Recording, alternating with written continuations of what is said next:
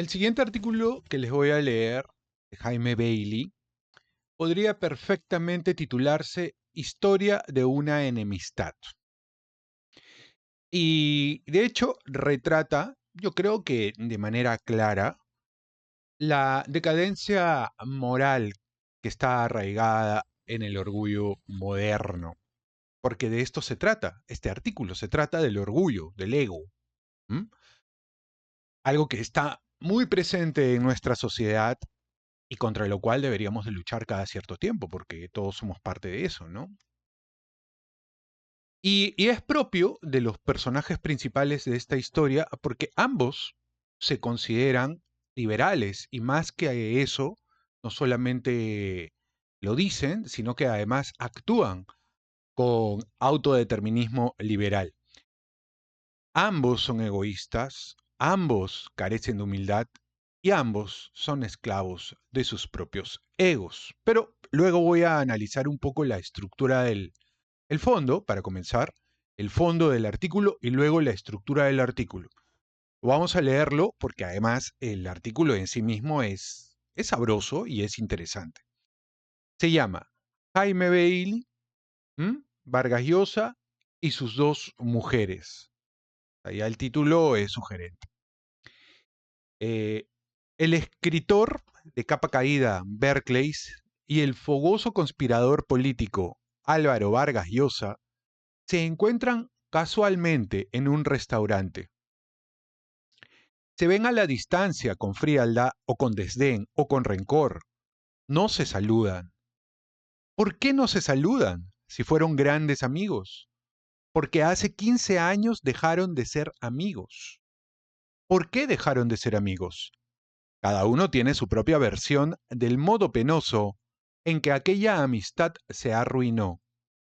Como ya no tiene amigos, Berkeley piensa, seguramente yo tuve la culpa, yo me porté mal, yo lo decepcioné. A pesar de que han transcurrido 15 años, Berkeley recuerda con dolorosa exactitud las discusiones ínfimas, miserables, desgraciadas que corrompieron aquella amistad. Pero preferiría no recordarlas. Le da vergüenza recordarlas. Ahora son enemigos. Se han encontrado en un restaurante y no han sido capaces de darse la mano, sepultar las rencillas o los enconos que los enemistaron, restaurar una amistad que las deslealtades, los celos, los malentendidos y los egos han destruido. Últimamente ha sido Álvaro, el hijo mayor del ilustre escritor Mario Vargas Llosa, quien ha rebajado a Berkeley. En declaraciones a la prensa ha dicho muy altivo, en tono de superioridad moral: yo a Berkeley le he perdido el respeto. ¿Por qué le ha perdido el respeto? Berkeley supone que su ex amigo comenzó a perderle el respeto por razones políticas. No es que ambos piensen políticamente cosas opuestas, reñidas, incompatibles. De hecho, se han declarado liberales hace años, antes de que estuviera de moda hacerlo. Entonces, si piensan políticamente de un modo parecido, ¿por qué se han peleado por razones políticas? Porque Álvaro Vargas Llosa ha apoyado a ciertas candidaturas políticas que Berkeley ha atacado y porque Berkeley ha apoyado a ciertas candidaturas políticas que Álvaro Vargas Llosa ha atacado. ¿De qué candidaturas estamos hablando? ¿De líderes españoles, argentinos, mexicanos, chilenos? No. ¿De cierto caudillo populista norteamericano? Tampoco. Se han peleado por tales o cuales candidatos peruanos, unos de izquierdas, otros de derechas, todos deplorables, impresentables, todos sospechosos de bribones, fascinerosos, ladronzuelos. Berkeley piensa entonces: es una pena cuando dos amigos se pelean por razones políticas. Berkeley y Álvaro Vargas Llosa se hicieron amigos hace 40 años. Entonces, Berkeley era periodista precoz de un diario de derechas. La Prensa de Lima, donde publicaba una columna cáustica y punzante, Banderillas. Y Vargas Llosa había abandonado sus estudios en la Universidad de Princeton. Se había mudado a Lima y había sido contratado como editorialista de ese diario. Álvaro Vargas Llosa está en la mesa redonda con dos mujeres. Le dice Berkeley a su esposa Silvia en el restaurante después de cruzar miradas con su ex amigo. Mejor cambiamos de sitio, porque no quiero verlo.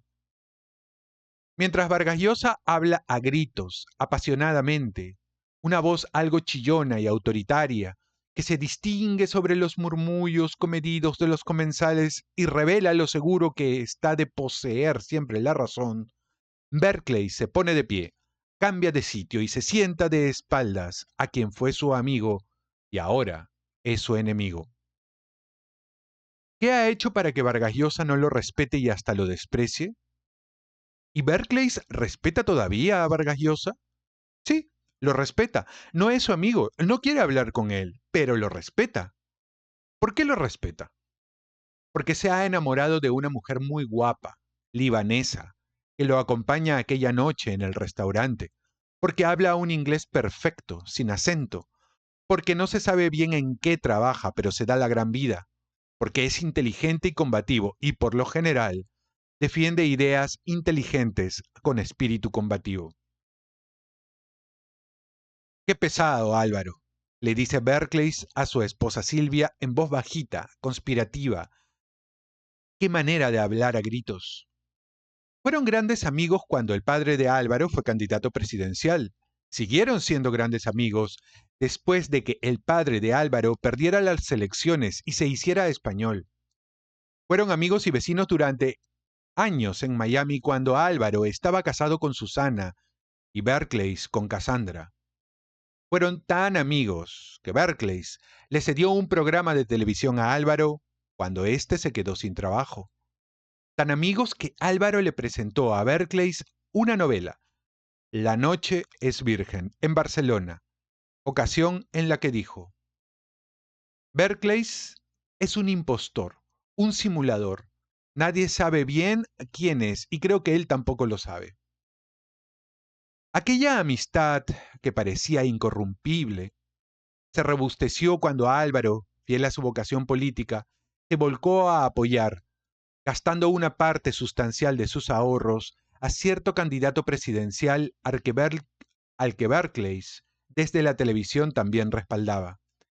Ese candidato, ahora perseguido por la justicia, acusado de ser un gran ladrón, le había prometido a Álvaro Vargas Llosa nombrarlo canciller, ministro de Exteriores.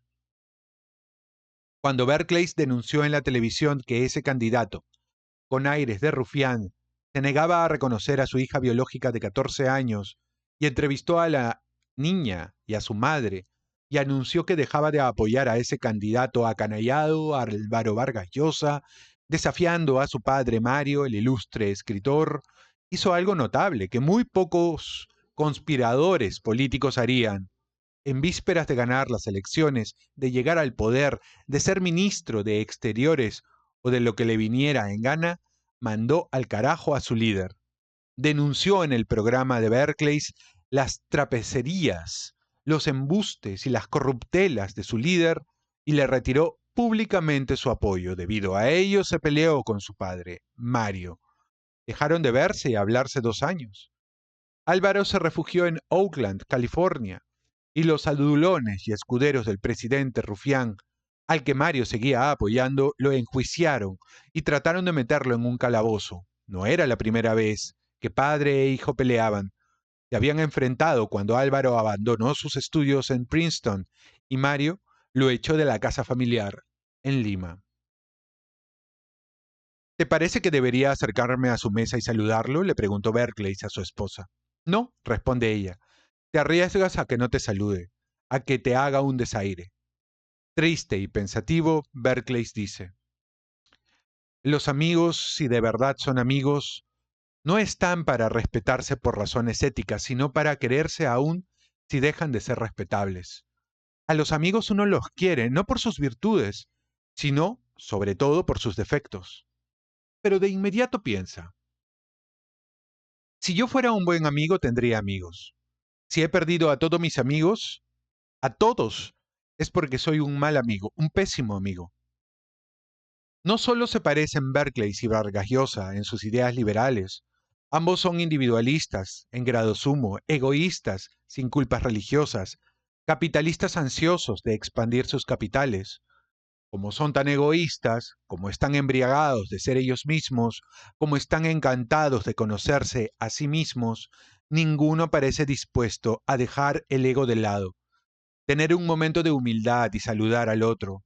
No, es el ego el que prevalece, la distancia y dicta el rencor. Berkeley cree que comenzaron a pelearse o distanciarse el año siguiente de que fueran vecinos en Georgetown, Washington. Entonces Álvaro había comprado una casa en ese barrio, vivía con su esposa Susana y sus dos hijos, era corresponsal de un diario chileno, La Tercera, y viajaba dando conferencias y presentando libros. Berkeley era profesor de literatura de la Universidad de Georgetown. Salían a cenar juntos, iban al cine los fines de semana. Vargas Llosa le decía a menudo, me gustaría ir a una de tus clases y sentarme atrás como un alumno, sin molestar a nadie. Pero Berkeley temía defraudarlo, y por eso no lo invitó a presenciar sus clases. Al año siguiente se encontraron en Guadalajara, México, con ocasión de una feria de libro. Aquella fue la última vez que se saludaron. Salieron a cenar, asistieron a una obra teatral que protagonizó el padre de Álvaro. Pero unos meses después, Berkeley firmó un contrato con el dueño de un canal de televisión que era enemigo público de Álvaro Vargas Llosa. No lo hizo para fastidiar o mortificar a su amigo. Lo hizo porque las circunstancias eran propicias. El programa tuvo éxito, duró 5 años. ¿Esa fue la razón por la que dejaron de hablarse? Álvaro no le perdonó a Berkeley que trabajara para uno de sus peores enemigos y lo consideró una deslealtad o una traición. Por eso se negó a asistir a dicho programa cuando Berkeley lo invitó. ¿No podía ser enemigo del dueño del canal, pero amigo de Berkeley? Es increíble, le dice Berkeley a su esposa Silvia. Fuimos tan amigos. Yo dormí muchas veces en su apartamento en Madrid. Él vino a dormir en mi hotel en Lima cuando se peleó con su padre. Y ahora somos enemigos. Como Álvaro Vargas Llosa no condescendía a visitar el programa de Berkeley y como ya no le respondía a los correos ni las llamadas, entonces Berkeley, una noche en Bogotá, intoxicado, anonadado de psicotrópicos, escribió una columna de prensa llamada Cabrón de mala entraña, Malbicho, Culebra escamosa y por si fuera poco.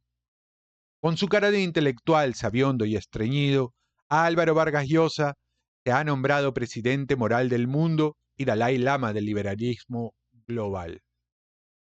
Podría decirse entonces, con la prolija minuciosidad del arqueólogo que desentierra unos huesos y calcula su antigüedad, que aquella amistad quedó sepultada cuando Álvaro cortó todo diálogo con su amigo debido a que éste trabajaba para uno de sus enemigos y acto seguido Berkeley lo insultó por periódico. ¿Debió Álvaro Vargas Llosa dejarse entrevistar por su amigo en el canal de su enemigo? Hubiera sido un gesto noble, pero prevaleció su egoísmo. ¿Debió responder los correos de su amigo? ¿Acaso habría, salvo la relación fraterna, debió Berkeley encajar el golpe en su orgullo sin saltar a insultarlo por periódico? ¿Hubiera sido lo ideal, pero se dejó intoxicar por la vanidad y el rencor? Ya se van, le dice a Berkeley su esposa, al tiempo que Vargas Llosa y sus dos mujeres se retiran del restaurante. Berkeley mirándolos por el rabillo del ojo de soslayo. Luego regresan a solas. Vargas Llosa y Berkeley piensa que viene a saludarlo o darle una trompada, pero recoge un celular que había olvidado y se marcha, presuroso. Bien, este ha sido el artículo que quería comparar con ustedes y es interesante porque tanto Jaime Bailey y Álvaro Vargas Llosa han sido bastante unidos y han compartido realmente una serie de iniciativas de tipo intelectual, de tipo literario por un lado, y también iniciativas de carácter político. Ellos han compartido escena política, ¿no? Sin embargo, su amistad inicialmente robustecida, sobre todo por estas afinidades ideológicas, se va corrompiendo, pero no por divergencias políticas genuinas, sino sobre todo, y lo menciona aquí Jaime Bailey, por vanidad y por rencor. Por vanidad y por rencor, que son, a ver, dos pecados capitales, ¿no? Santo Tomás lo condenaría y diría además que son fracturas de amor fraterno. La ruptura entonces entre ambos personajes se gesta más que todo por tradiciones menores, muy pequeñas, por cositas, por minucias, vamos a decir así. Como por ejemplo el recuerdo que tiene Jaime de trabajar para un enemigo de Álvaro, ¿no? O por insultos públicos, que claro, podrían ser salvables con una llamada telefónica.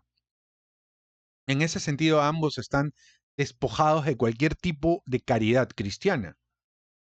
Por ejemplo, Antonio Castellani, ¿no? Diría que estos dos personajes, tanto Álvaro como Jaime Bailey, carecen de cualquier tipo de metanoia. No hay arrepentimiento ni voluntad de pedir perdón, ¿no? Ni tampoco de recibirlo. Solo hay justificaciones de parte de Jaime. Jaime lo único que dice es, yo tuve la culpa y el otro diría, él me decepcionó. Y es que el liberalismo que ambos comparten, lejos de ser una filosofía de libertad responsable, es solamente una especie de capitalismo espiritual, donde ambas amistades son transacciones que están sujetas a intereses. Por tanto, no son legítimas, no son profundas, ¿no? Luego, otro personaje que tercia en esta relación es Mario Vargas Llosa, quien aparece como una figura ausente, pero una figura simbólica, porque su sombra literaria y política subraya la crisis de paternidad en la modernidad en general y en particular en ambos. Las peleas entre padre e hijo, por estudios o por apoyos políticos, reflejan un mundo en donde la autoridad se disuelve en rivalidad, ¿no? Y este tema, por ejemplo, aparece mucho también en la literatura española del Siglo de Oro. ¿Mm? Bien, ahora, el estilo narrativo que en este caso está utilizando Jaime, porque siempre es interesante analizarlo también desde el punto de vista narrativo y desde el punto de, sobre todo de cómo va estructurando sus historias, ¿no? Él utiliza, vamos a decir así, un tono fragmentario, confesional, siempre establece eh, una relación profunda con la persona que ya sea lo lee o con la persona que lo está viendo en en sus videos. Hay una química especial entre ellos, ¿no? Y él es más bien alguien que se confiesa y la audiencia o los lectores vendrían a ser los confesores. Y esta es una característica muy particular de lo que es la crítica o de la crónica moderna, en todo caso. Tiene bastantes saltos temporales, tiene monólogos interiores, y los monólogos interiores son altamente atrapantes, sobre todo en él, que los hace muy bien. Son una especie de soliloquios barrocos que se utilizaban en la antigüedad. Sin embargo, a diferencia de la prosa del siglo de oro español, que era más bien densa y que tenía mucho elemento de moralizante, el estilo de Jaime es más bien ágil, es mordaz, es periodístico, porque de aquí bebe de sus primeras experiencias, con diálogos muy cortantes, breves, chiquitos y con una ironía que desnuda la miseria humana, pero no la redime. Esa es la diferencia. Jaime no entra en un tono de redención en ninguna de sus novelas. Él solo expresa su dolor y expresa la miseria propia o la del resto de los personajes, pero nunca intenta redimirse. ¿Mm? Luego, aquí encontramos también una serie de elementos que me parecen súper interesantes en la novela o en esta historia, ¿no? Algunas preguntas que quedan sueltas. Por ejemplo, ¿por qué dejaron de ser amigos? Y luego él empieza a repetir, ambos son individualistas en grado sumo. Aquí, ¿qué es lo que ocurre? Ambos están evocando una especie de estructura de sermón laico, pero que no ofrecen ninguna esperanza. Toda una retórica, todo un texto que trata de sermonear, pero no ofrece ninguna solución. ¿Mm? Aquí otros autores dirían que, por ejemplo, se percibe en toda la literatura de Jaime en general, en su literatura y en particular en esta historia, una especie de vacío posmoderno, porque la narración, aunque hábil, carece de trascendencia. No hay una metafísica acá. ¿Mm? Hay una culpa que Jaime no quiere redimir.